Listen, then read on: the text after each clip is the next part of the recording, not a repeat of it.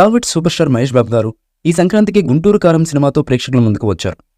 ప్రస్తుతం మహేష్ బాబు గారు దర్శకధీరుడు ఎస్ఎస్ రాజమౌళి దర్శకత్వంలో అడ్వెంచర్ థ్రిల్లర్ సినిమాలో నటిస్తున్నారు. ఈ సినిమా షూటింగ్ పూర్తయ్యి రిలీజ్ అయ్యేసరికి 3-4 ఏళ్లు పట్టేలా ఉంది. ఇదిలా ఉంటే మహేష్ బాబు గారు ఇప్పటి వరకు పౌరాణిక చిత్రాల్లో చేయలేదు. భవిష్యత్తులో మహేష్ బాబు గారు ఒక్కసారైనా పౌరాణిక చిత్రాల్లో నటిస్తే చూడాలని సినీ జనాలు ఎంతో ఉవ్విళ్లూరుతున్నారు అనడంలో ఎటువంటి సందేహమూ లేదు. అయితే టాలీవుడ్ సర్కిల్స్లో మరో ఇంట్రెస్టింగ్ న్యూస్ ప్రస్తుతం చక్కర్లు కొడుతుంది.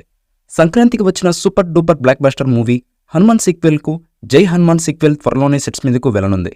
ఈ సినిమాకు కూడా ప్రశాంత్ నీల్ దర్శకత్వం వహించారు. ఆల్రెడీ షూటింగ్ను కూడా బిగిన్ చేసినట్లుగా ఇటీవల ప్రకటించారాయన. ఈ సినిమా స్క్రిప్ట్ కూడా ప్రశాంత్ వర్మ ఎప్పుడూ రెడీ చేసి ఉంచారు. ఇందులో రాముడి పాత్ర ఉంటుందట. అయితే ఈ పాత్ర నిడివి కేవలం 3-4 సీన్లకే పరిమితమై ఉంటుందట. ఈ పాత్ర కోసం మహేష్ బాబు గారిని తీసుకుంటే శ్రీరాముడిగా మహేష్ బాబు గారు పక్కాగా సెట్ అవ్వడంతో పాటు సినిమాకు మరింతగా హైప్ వస్తుందని అంటారు. మహేష్ మరో 3-4 ఏళ్లు ఎలాగో వెండితెర మీద కనిపించరు.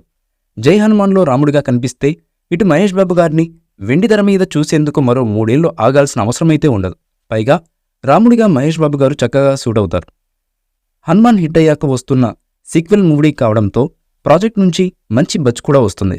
అయితే జై హనుమాన్ మేకర్స్ ఆలోచన ఎలా ఉందో, ఇటు మహేష్ మధ్యలో మరో ప్రాజెక్టులో భాగస్వామ్యం కావడానికి రాజమౌళి ఒప్పుకుంటాడా అనేది కూడా ఒక ప్రశ్న.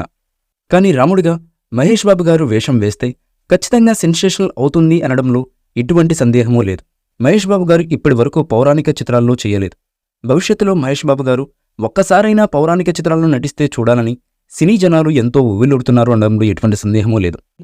ఈ మూవీపై మీ అభిప్రాయాన్ని కామెంట్ బాక్స్లో తెలియజేయండి. ఈ వీడియో మీకు నచ్చితే లైక్ చేయండి, షేర్ చేయండి, కామెంట్ చేయండి. మరిన్ని అప్డేట్స్ కోసం మన ఛానల్ని సబ్స్క్రైబ్ చేయండి. అలాగే పక్కనే ఉన్న గంట సింబల్ని గట్టిగా టంగ్ టంగ్ అని కొట్టేసేయండి.